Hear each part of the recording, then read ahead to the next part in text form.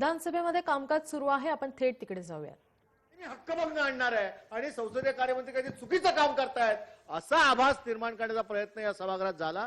माझी आपल्याला विनंती आहे की मान्य सुधीर भाऊ जे बोलले ते पटलावरनं काढून टाका, अन्यथा तो प्रघात होईल. आणि म्हणून माझी विनंती, म्हणून माझा हरकतीचा मुद्दा होता, आपण हे पटलावरनं काढून टाका. साधा सामान्य नियम माहित नाही की पहिल्यांदा अधिवेशनात घोषणा करावी लागते आणि मग बाहेर. हे असं उलट करता येत नाही.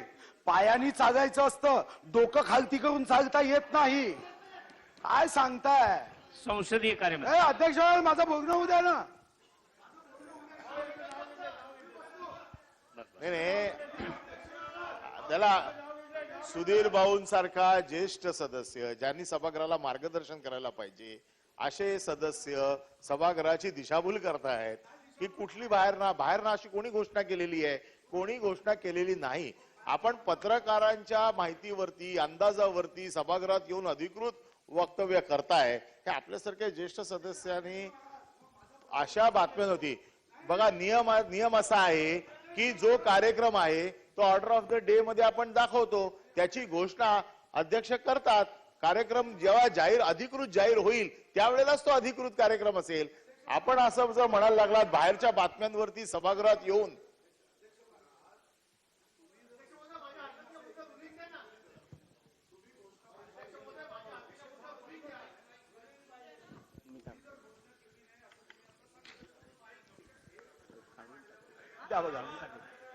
अध्यक्ष महाराज, पण तुम्ही घोषणा केली नाही याचा अर्थ असा आहे की त्यांना ही माहिती, त्यांच्याकडे असं कोणतंही यंत्र नाही आहे की तुमचं मन हॅक करायचं, ब्रेन हॅक करायचं.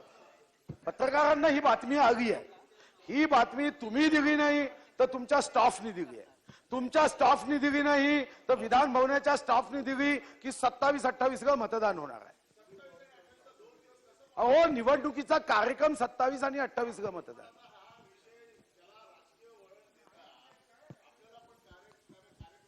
आज आपल्याला आपण देखील 5 वर्ष सत्तेत होता. अध्यक्ष महाराज ज्या वेळेला कार्यक्रम जाहीर करतील त्यावेळेला तो अधिकृत होईल. केवळ पेपरच्या आलेल्या बातमीवरती आपण जर सांगत असाल तर ते चुकीचं आहे. आपण रुलिंग देऊन टाका त्याच्यावरच. आज आपल्याला पुरवणी मागण्यांवर लक्ष वेधीनंतर लगेच आता आपण पुढे जाऊ. लक्षवेधी सूचना.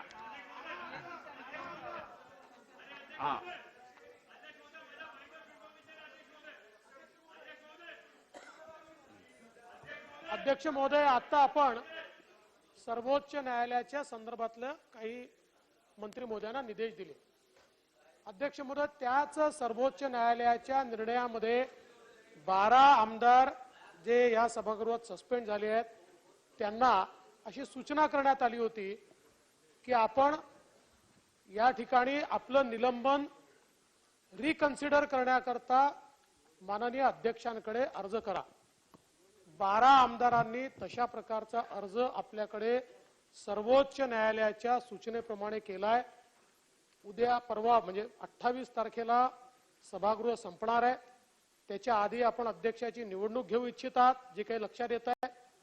त्यामुळे या 12 आमदारांचा निर्णय हा सर्वोच्च न्यायालयाने ज्याप्रमाणे त्यांना सुचवलं आणि त्यानुसार त्यांनी तुमच्याकडे अर्ज दिलाय, अध्यक्षांच्या निवडीपूर्वी या 12 लोकांचा निर्णय आपण करावा अशी माझी आपल्याला नम्र विनंती आहे.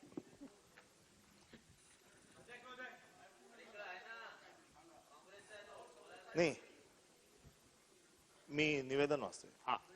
महोदय, विधानसभा कामकाज सल्लागार समितीची बैठक शुक्रवार दिनांक 24 डिसेंबर 2021 रोजी सकाळी 10 वाजता कक्ष क्रमांक 43 तळमजला विधान भवन मुंबई येथे झाली. सोमवार दिनांक 27 डिसेंबर व मंगळवार दिनांक 28 डिसेंबर 2021 पर्यंतचे सभागृहाचे कामकाज पुढील प्रमाणे असावे असा निर्णय घेतला. सोमवार दिनांक 27 पुरवणी विनियोजन विधेयक शासकीय कामकाज अंतिम आठवडा प्रस्ताव. मंगळवार दिनांक 28 शासकीय कामकाज सत्तारूढ पक्षाचा प्रस्ताव. प्रश्न असा आहे की कामकाज सल्लागार समितीने केलेल्या शिफारशी सभागृहाने संमत कराव्यात. अनुकूल असतील त्यांनी होय म्हणावे, प्रतिकूल असतील त्यांनी नाही म्हणावे.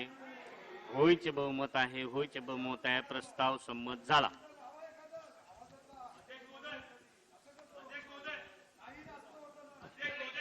हाँ बोला। मैं आपके माध्यम से इस सदन के सामने बहुत ही गंभीर विषय पेश करने जा रहा हूं। अध्यक्ष महोदय, कोविड-19 के अंदर पिछले 1.25 साल में जो गवर्नमेंट हॉस्पिटल है उन्होंने बहुत अच्छा काम किया, इसमें कोई दो राय नहीं है। अध्यक्ष महोदय, पिछले 10 सालों से मेडिकल एजुकेशन मिनिस्टर यहां पर बैठे हुए, पिछले 10 सालों से डॉक्टरों को परमानेंट नहीं किया गया है। उनका एक प्रपोजल बहुत दिनों से पेंडिंग था, माननीय मंत्री महोदय ने उसको हस्ताक्षेप ले करके उसको अप्रूवल दिया, ऐसी मेरी जानकारी है, मगर फिर भी कई महीनों से वो प्रपोजल अटका हुआ है। अध्यक्ष महोदय, जो डॉक्टरों ने, वो जे ग्रुप ऑफ डॉक्टर्स हो या बाहर के महाराष्ट्र के डॉक्टर, उन्होंने बहुत मेहनत करके अपनी जान की बाजी लगा के कोरोना के अंदर काम किया है, कोविड-19 में काम किया है। आज वो कितने दिन के अंदर उन डॉक्टरों को परमानेंट किया जाएगा, उसकी माहिती सदन के अंदर रखनी चाहिए। और कोई अगर उसमें टेक्निकल प्रॉब्लम है तो मुख्यमंत्री जी खुद स्वयं उसके अंदर इंटरवेंट करके उन डॉक्टरों को जल्द से जल्द परमानेंट करना चाहिए। ऐसा इंफॉर्मेशन आज मंत्री महोदय ने सदन के अंदर देना चाहिए। मंत्री महोदय, सरकार नोंद घ्यावी। नाही, आताच सन्माननीय सदस्य अमिन पटेल यांनी जो मुद्दा उपस्थित केलेला आहे त्याबाबत वैद्यकीय शिक्षण विभाग सकारात्मक आहे। त्या संदर्भामधल्या सूचना आम्ही जारी केलेल्या आहेत आणि सामान्य प्रशासन आणि अर्थ व नियोजन या विभागाच्या अंतिम शिफारशी आल्यानंतर मला असं वाटतं की यामध्ये मार्ग निघेल। आवश्यकता असल्यास सन्माननीय उपमुख्यमंत्री महोदय आणि मुख्यमंत्री महोदय यांना देखील आग्रह धरला जाईल आणि यावर तोडगा काढला जाईल। लक्षवेधी सूचना सर्वश्री सुनील प्रभू साहेब। अध्यक्ष महोदय, लक्षवेधी क्रमांक 1। बोला। धन्यवाद, मला पॉइंट ऑफ इन्फॉर्मेशन बोलण्याची संधी दिल्याबद्दल। अध्यक्ष महोदय, कर्नाटकाचं ही अधिवेशन सुरू आहे आणि या अधिवेशनात कर्नाटकाच्या मुख्यमंत्र्यांनी दिनांक 20 डिसेंबर रोजी माननीय मुख्यमंत्री सीमा प्रश्न भाषण करत असताना बेळगाव जिल्हा त्याचबरोबर 1 इंच कर्नाटकातील जमीन देण्याचा प्रश्न उद्भवत नाही। याउलट महाराष्ट्रातील जत तालुक्यातील 40 ग्रामपंचायतीची मागणी कर्नाटकात सामील करा अशी आहे, त्यास आम्ही तयार आहोत। अशा पद्धतीचं कर्नाटक राज्याचे मुख्यमंत्री यांनी भूमिका आपली स्पष्ट केलेली आहे। सीमावर्ती भागात राहणाऱ्या नागरिकांमध्ये एक संभ्रमाची अवस्था या ठिकाणी निर्माण झालेली आहे। अध्यक्ष महोदय, कर्नाटक राज्याचे मुख्यमंत्री त्यांनी जबाबदारपणे अशी भूमिका मांडल्यामुळे कर्नाटक सरकार आणि काही वर्षात तसा ठराव केंद्र शासनाकडे पाठवून त्यावरती अंमलबजावणी करण्याची शक्यता नाकारता येत नाही। अध्यक्ष महोदय, काही वर्षात कर्नाटक राज्यात महाराष्ट्रातली गावे समाविष्ट झाल्याने महाराष्ट्राचा नकाशाच या ठिकाणी बदलणार आहे। अध्यक्ष महोदय, या गोष्टीचे गांभीर्यानं विचारपूर्वक आपण सगळ्यांनी महाराष्ट्राचे मुख्यमंत्री त्याचबरोबर उपमुख्यमंत्री या विधानसभेने या ठिकाणी एक गांभीर्याने घेऊन या प्रशासनाच्या स्तरावर अनेक वेळा मी या ठिकाणी या जत तालुक्यातील विविध प्रश्नांसाठी मागणी आणि भूमिका मांडलेली आहे। अध्यक्ष महोदय, माझा तालुका कर्नाटक राज्याच्या कर्नाटक राज्याला लागून आहे आणि अध्यक्ष महोदय, कर्नाटक राज्यातून येणारं जे तुपची बबलेश्वरचं पाणी या ठिकाणी ग्रॅव्हिटीनं या माझ्या तालुक्यातील काही गावांना मिळतंय। पण अध्यक्ष महोदय, महाराष्ट्र शासनाच्या वतीनं या बाबतीत कोणतीही चर्चा किंवा करार अद्याप केलेला नाहीये। अध्यक्ष महोदय, त्याचबरोबर याचे परिणाम या ठिकाणी गंभीरपणाने या सीमा भागात जाणवणार आहेत। अध्यक्ष महोदय, मी या गांभीर्यानं आपल्या समोर या ठिकाणी मुख्यमंत्री त्याचबरोबर उपमुख्यमंत्री या प्रश्नाकडे जातीने लक्ष घालून याबाबत लवकरात लवकर दोन्ही राज्याच्या सरकारच्या वतीने करार करून या जत तालुक्यातील दुष्काळ हटवण्यासाठी या ठिकाणी न्याय मिळणार का, यासाठी योग्य ती पावलं सरकार उचलणार का? मंत्री महोदय. अध्यक्ष महोदय, सन्माननीय सदस्यांनी जत तालुक्यातील उर्वरित गावांना पाणी देण्याचा प्रश्न उपस्थित केलेला आहे. याविषयी यापूर्वी कर्नाटक सरकारशी आपला पत्रव्यवहार झाला होता. कर्नाटक सरकारने त्या बाबतीत एकदा नकार कळवला. दरम्यानच्या काळात मी कर्नाटकला गेल्यावर त्या मुख्यमंत्री महोदयांनी त्याविषयी सकारात्मक पण दुसऱ्या ठिकाणाहून पाणी उचलूया अशी चर्चा केली. दरम्यानच्या काळात महाराष्ट्र सरकारने जलसंपदा विभागात आपण 6 TMC पाणी नव्याने त्या ठिकाणी उपलब्ध झालं. ते पाणी जतच्या 65 गावांना देण्याचा निर्णय घोषित केलेला आहे. त्याप्रमाणे आता इरिगेशनची स्कीम डिझाईन करण्याच्या फेजमध्ये आहे. लवकरच मंत्रिमंडळापुढे ती योजना ही सादर होईल आणि हे पाणी आपण आपल्या राज्यातूनच उचलणार आहे, जेणेकरून आपल्याला अधिकचं पाणी खर्च करावं लागणार नाही. त्यामुळे म्हैसाळलाच पर्यायी तिथंच पॅरलल 3ऱ्या टप्प्यातून पाणी उचलून आपण 65 गावांना देणार आहे. पाण्याची उपलब्धी, टेक्निकॅलिटी ह्या सगळ्या पूर्ण झालेल्या आहेत आणि मंत्रिमंडळाने त्याला मान्यता देण्यासाठी मंत्रिमंडळापुढे तो लवकरच प्रस्ताव येणार आहे.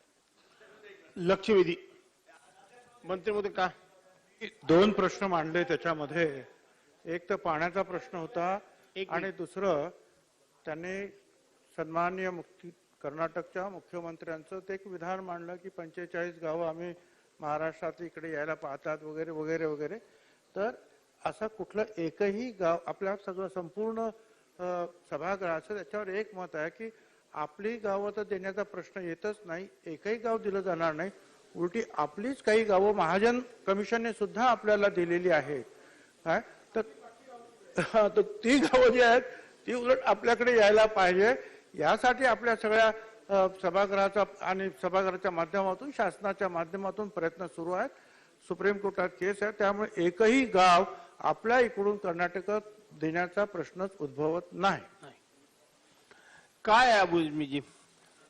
एक दे दीजिए 1 मिनट मुझे बस आप. धन्यवाद अध्यक्ष महोदय.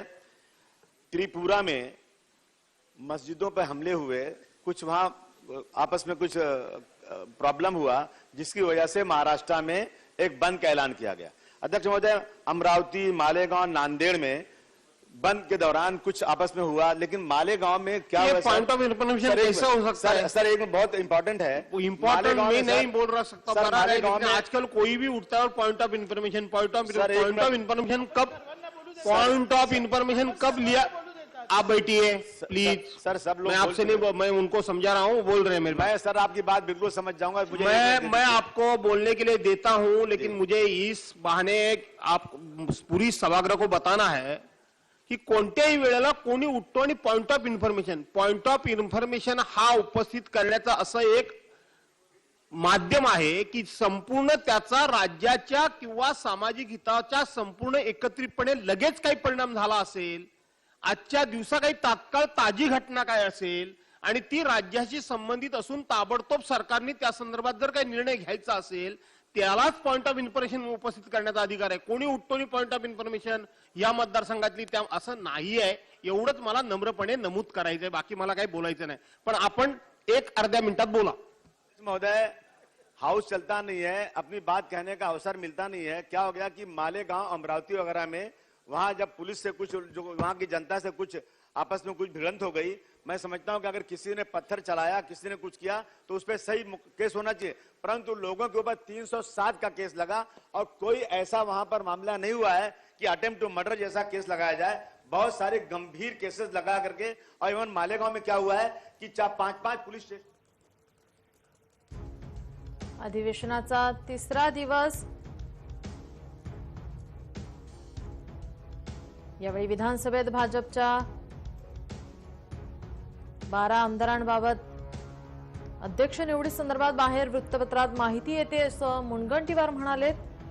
अध्यक्ष निवडीबाबत परब बाहेर बोलतात, सभागृहात नाही असं वक्तव्य त्यांनी केलं.